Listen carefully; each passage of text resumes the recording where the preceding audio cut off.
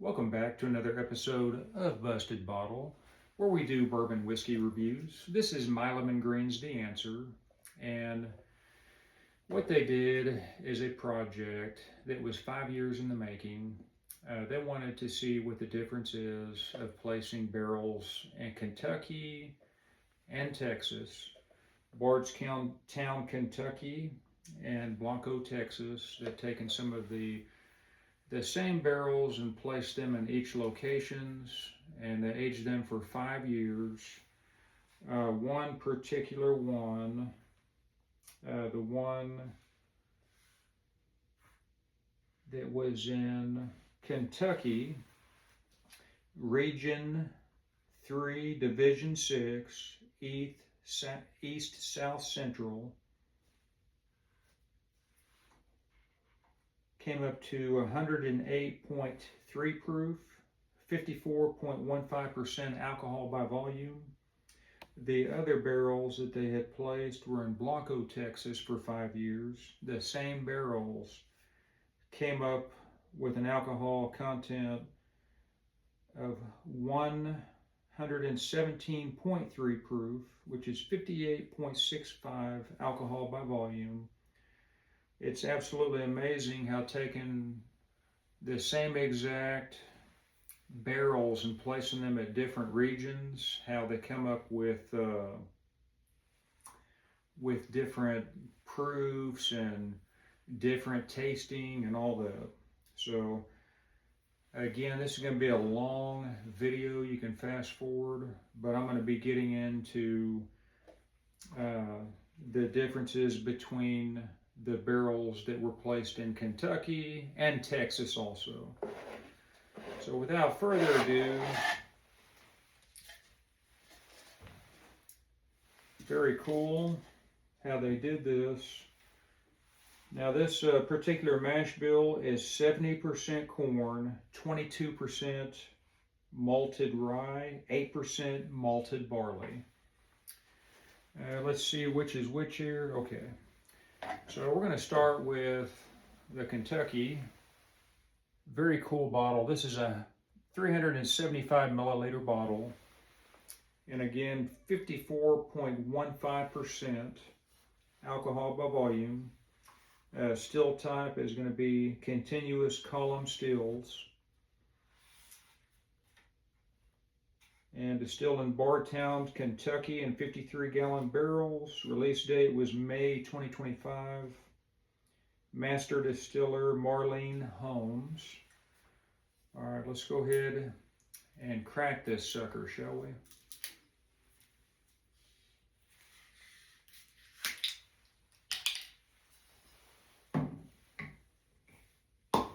Oh, that's a good cork pop. All right, let's go in.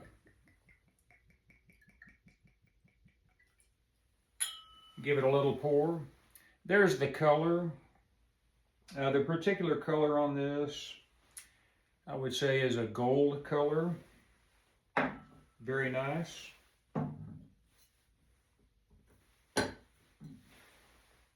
Put the bottle out front here. Let's go in for the nose, shall we?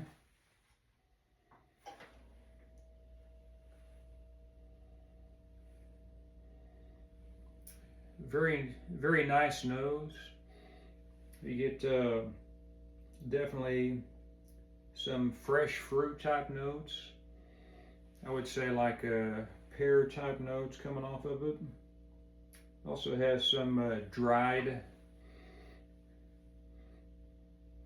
very dried fruits. Let's go in for the taste. You can definitely smell the vanilla caramel tannins coming off of it. Brown sugar tannins. Let's taste it, shall we?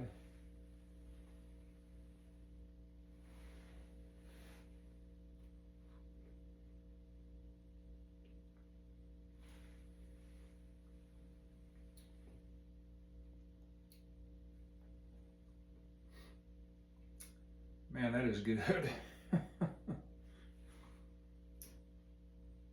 Much like the nose, you're getting some dried fruits coming off of it. Hint of spices coming off the back end, some baking spice type notes like some nutmeg, brown sugar tannins.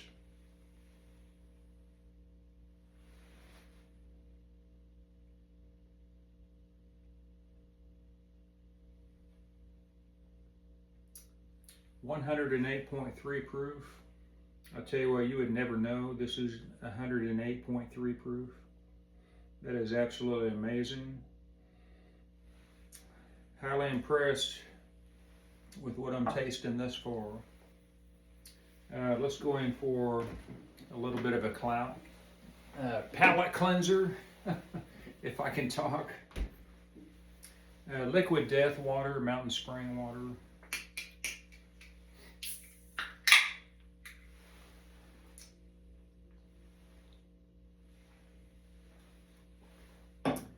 All right,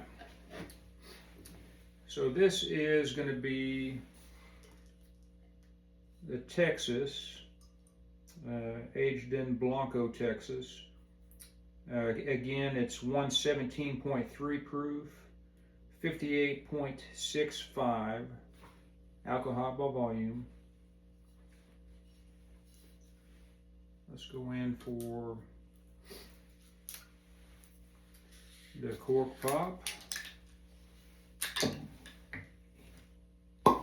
Oh man, nice cork pop on that one too.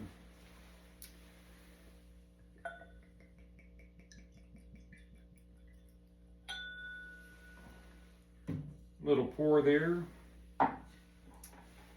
to see what's going on with it. And of course I have to drop the cork on the floor. That's okay, I'm not editing any of this stuff. So, go ahead and place that out front there. All right, the color, just a hint darker.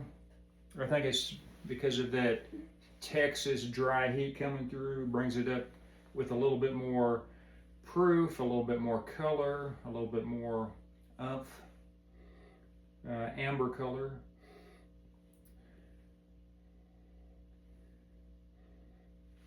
All right, so the Texas dry climate definitely gives it a little bit more intense aroma coming off of it. I would say it has like more spice type notes coming off of it. More kind of like a tobacco leaf, a little bit of dry musty smell coming off of it. Corn husk. Let's go in for the taste, shall we?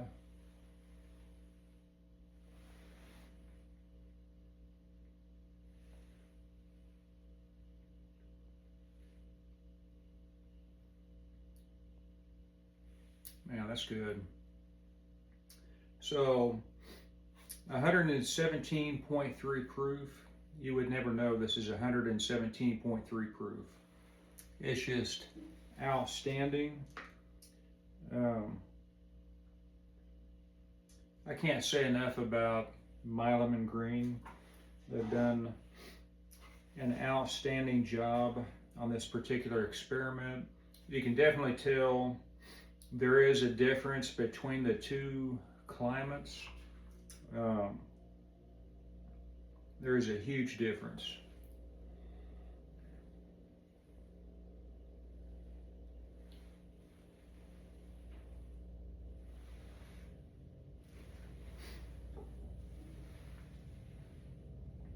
So,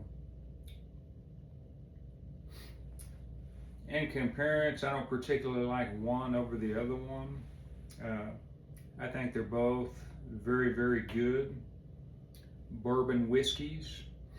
I appreciate the complexity off of both of them. I do believe that there's a little bit more depth and character coming off the Texas one. Has a little bit of an edge, so if I had to pick between the two, just going off my particular profile and what I like, I do kind of lean a little bit more towards the Texas, but again, there's not a lot of difference here.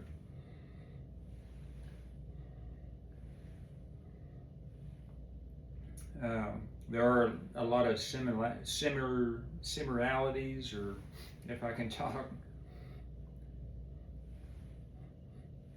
but very hard to distinguish between the two.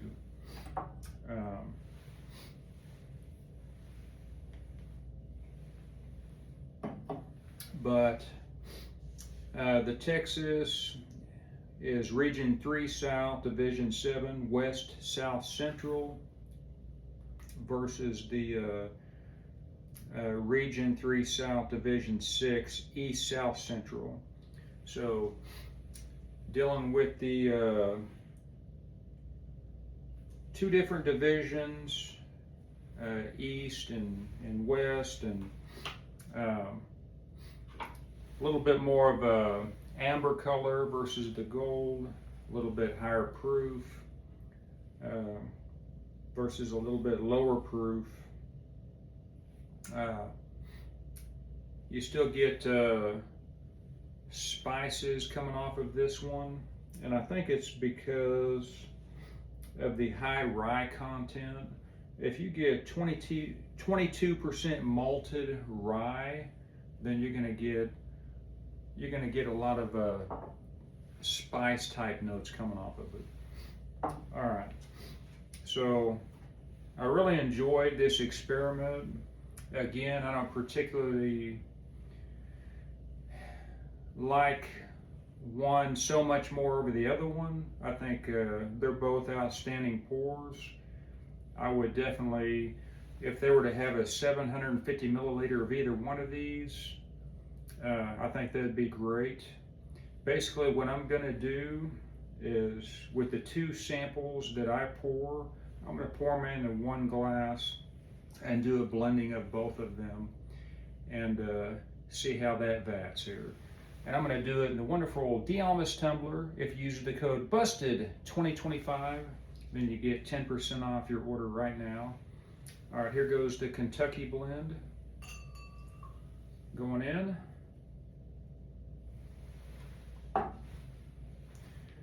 Then we're going to take the Texas that were aged in Texas, put it in there. I know this is exactly what Marlene Holmes has probably done. A shout out to Marlene Holmes, the master distiller and blender there at Milam and Greene. Y'all, Heather Greene, all of you have done an outstanding job. You're putting out some good bourbon.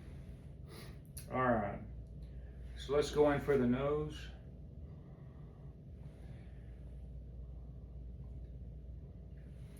Spicy, very, very spicy again. I think that's because of the high rye content. This is a high rye bourbon. I like high rye bourbons, exceptional. And again, you're getting your typical caramel, vanilla, brown sugar tannins coming off of it. Let's taste it, shall we?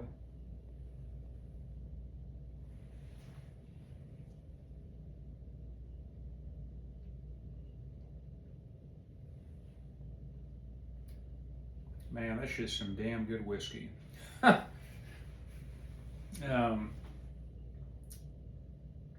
They're good by themselves. I can definitely see where their blending comes in. You're blending it from different regions and coming out with some really great products, because just me taking the two and blending them, I think it even made it better. Wanted to also share, I've talked about the Milam and Greene blend of Kentucky straight bourbon whiskey, Texas. This is a blend at 80 proof that I was absolutely blown away by. I can see why they are doing so well with their blends. But I know I've been rambling on and on. This was a little bit longer because I was trying the different regions, the different blends, and the experiment that they did, and how climate control really affects bourbon. It really does. It has a huge effect of the location of where it's at. But hey, Milam and Greene, again, you're doing an outstanding job. Don't forget to like, share, and subscribe, and tell all your friends that Busted Bottle knows how to drink his bourbon whiskey coming out of Kentucky and Texas. Cheers, y'all. Thanks for watching.